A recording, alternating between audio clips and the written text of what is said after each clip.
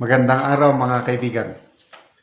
I-shout out ko muna ang aking mga kaibigang researchers, si Eudora at Chris Torres. Salamat sa inyo pinapadala sa akin ng mga articles, posts, and videos. Kaya nakakagawa ko ng maraming reaction vlog. Ito, pinadala nila sa akin. General, sabi, daming documents i-file nila sa ombudsman laban kay BP Sara.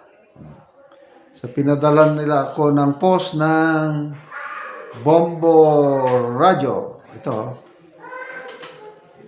43 minutes ago, Bombo Radio Philippines. Reklamong plunder, bribery, malversation at graft versus BP Sara Duterte. Tignan.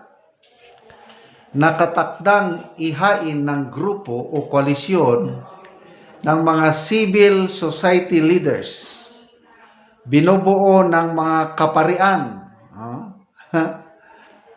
women's rights advocates, youth leaders, at iba pa ang reklamong plunder, bribery, malversation at graft laban kay Vice President Sara Duterte ngayong araw sa Office of the Ombudsman. Yan na po, yung mga litrato. Kita nyo yung mga sangkatambak na papel. Ang dami. Yan.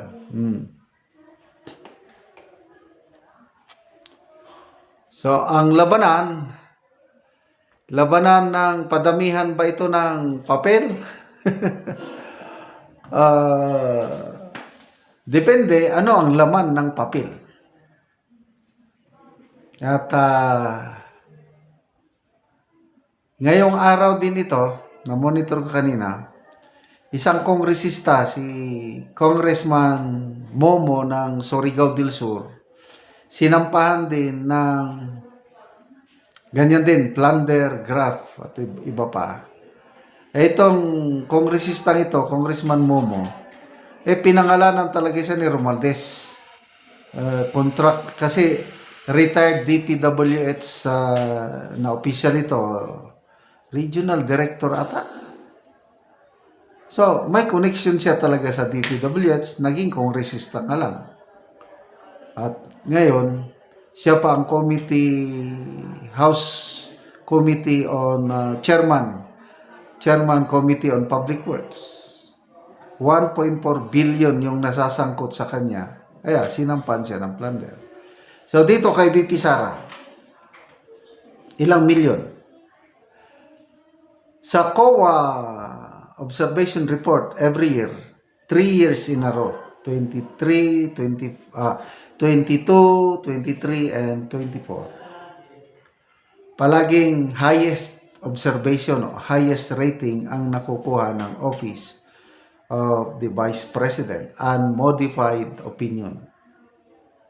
So, isa lang ang ano nito kung plunder, isa lang ang basihan nila, yung confidential funds, yung 125 million galing sa Office of the Vice President. Na ang dinisallow lang ng COA is nasa 73 million if I'm not mistaken. So ang notice of disallowance, hindi po yan finding of guilt. It's not a final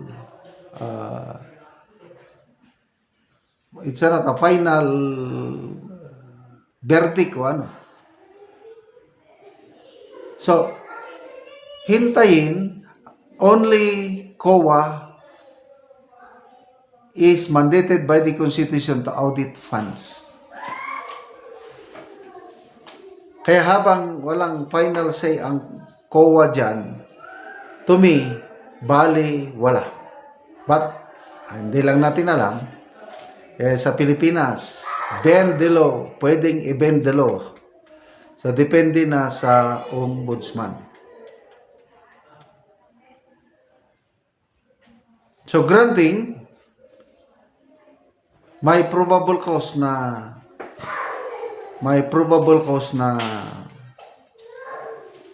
makita ng ombudsman. Ito ang hindi ko alam, ang next na procedure kung yung findings ba ng ombudsman ay gagamiting ebidensya laban sa impeachment case. Kasi sa Pebrero 2026 sigurado sasampahan nila ng impeachment case si BP Sara at pare-pares lang ang kanilang basihan, yung confidential fund. So, itong pagsasampa kay BP Sara sa ombudsman, walang kapangyarihan ang ombudsman na tanggalin si BP Sara sa pwesto. Inamin na yan yan. Inamin na yan ni Boying Rimulya kasi nakalagay sa Ombudsman Act na ang mga impeachable official hindi sakop ng ombudsman. Kaya dalawa lang yan. Granting, pagpalagay na natin, makitaan nila ng probable cause si BP Sara, either isasampa, gagamitin yan ebidensya sa impeachment case, or hindi ko lang sigurado kung ang ombudsman diretso na sampahan niya ng graft and plunder case, malversation si BP Sara sa Sandigan Bayan. At yung sinasabi ni Senator Amy na ikukulong nila, gagawin nila lahat ang makakaya nila para ikulong nila si BP Sara. Through this siguro. Kaya lang, it will take time. Sandigan Bayan, sa aking namomonitora, isa sa I don't know, maganda yung performance ng Sandigan Bayan eh. Although matagal nga lang. Kaya lang, walang kakaunting nakakalusot niyan. Kaya, hindi nila basta-basta mapakulong si BP Sara kahit sabihin natin aakyat pa yung kaso na yan sa Sandigan Bayan. Baka abutin ng 5 to 10 years bago madesisyonan yan sa dami ng kasong nakatambak sa Sandigan Bayan. So, good luck sa inyong hangarin na tanggalin sa pwesto, tanggalin sa 2028 presidential election ng aming minamahal na BP Sara. Basta kaming mga DDS, kapit bisig tayo mga DDS para suportahan ating minamahal na Vice President. Salamat mga kaibigan sa inyong pagsubaybay sa ating channel.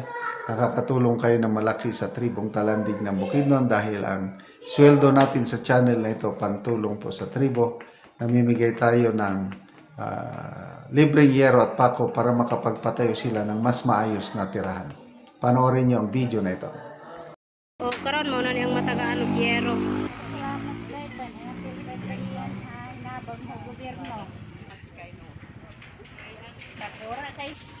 Oh, nagpasalamat si nanay nga matagaan og yero. Oh, so kuan na kayo ang sulod ni nanay. So kung muulan, tulo na gyud oh. Tulo na gyud. So tulo na gyud kayo ang kuan ni nanay. Ang balay. So gipangsapahan na lang gyud. Sapahan na gyud kay ga. So si nanay mo na siyang yung balay nga tuluan na kaayo. So gipangsapahan na lang gyud.